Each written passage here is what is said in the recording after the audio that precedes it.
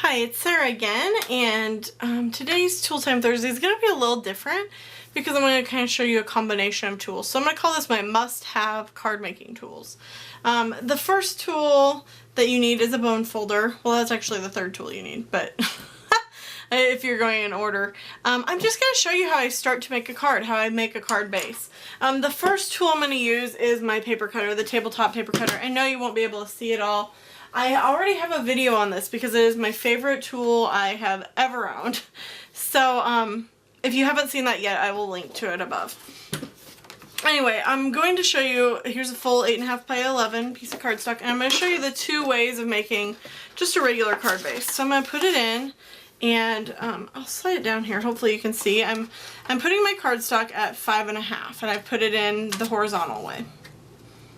And so I'm just going to put it in at 5.5 because that's half of 11, so I'm cutting it right in half. I'm going to go ahead and cut. Okay, so that gives me two card bases. So I'll show you that way, and then also, you can also do it the other way, which is putting it in vertically, and it's 8.5, so half of that is 4 1/4.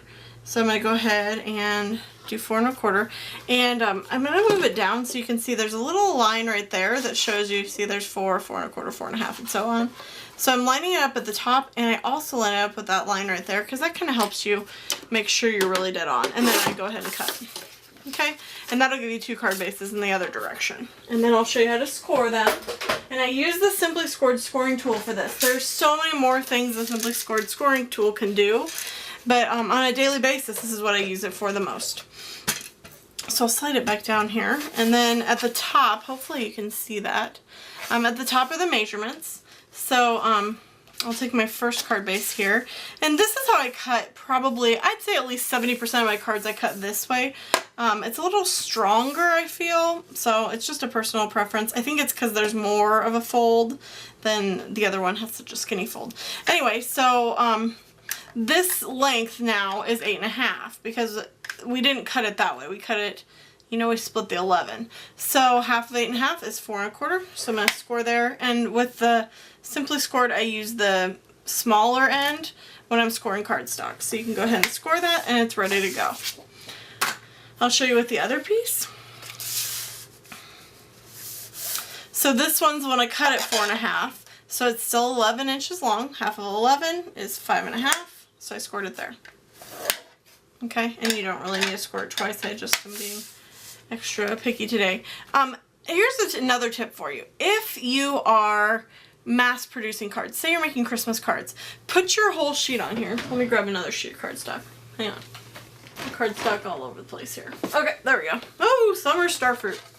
Okay, so if you're making card bases and like for Christmas cards and you're mass producing, go ahead and put your whole sheet on here and think about first if you need to score at 4 1/4 or if you need to score at 5 1/2. Oh, 5 1/2. Pointed the wrong one. Again, most often I'm making this type of card. I'm making this card.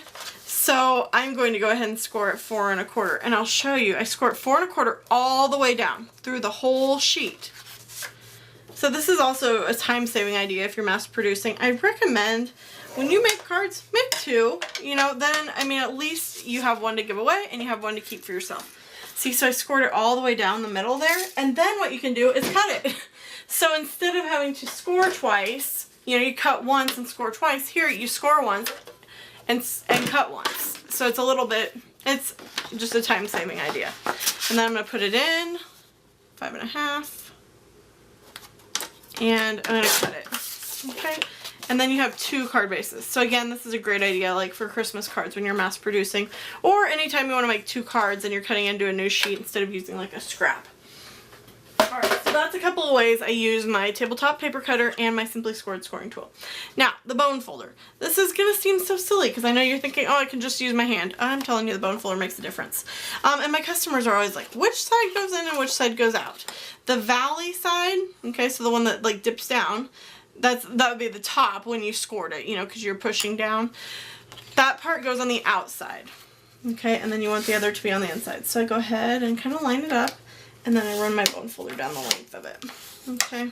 And then sometimes like that's pretty good. Sometimes when I look on the front, if it's like just a little crooked or something, I go ahead and just trim off the tiniest amount in that tabletop paper cutter. It's the other thing I love about that paper cutter, because you're actually able to trim off just a hair. And then I'll show you with this card, same exact process. I'm sure you're like, seriously, Sarah? And then you go ahead and line it up, and I'm going to use my bone folder to get that good crisp score on it. You know, I know a lot of people use like up here. I don't, and I never have. I don't know why. But I don't think it really matters, but it just helps you get a really crisp score. And there's your card. So I know this is maybe kind of, you know, a tool tip Thursday, tool time Thursday, that some of you didn't need. But more often than not, when I have newer customers or people who are new to card making, they ask me how to start making a card. And, you know, the reality is 95% of the time, no, 99% of the time, I'm using an 8.5 by 11. I'm cutting it in half. You know, I very rarely make like 4x4 cards or that type of thing. So that's how I most often do it. And I just thought I'd show you that today. So that's kind of my must-have card making tools for beginners. So I hope you enjoyed that. And yeah, I hope you have a great day. And see you next tool time Thursday. I keep saying it wrong.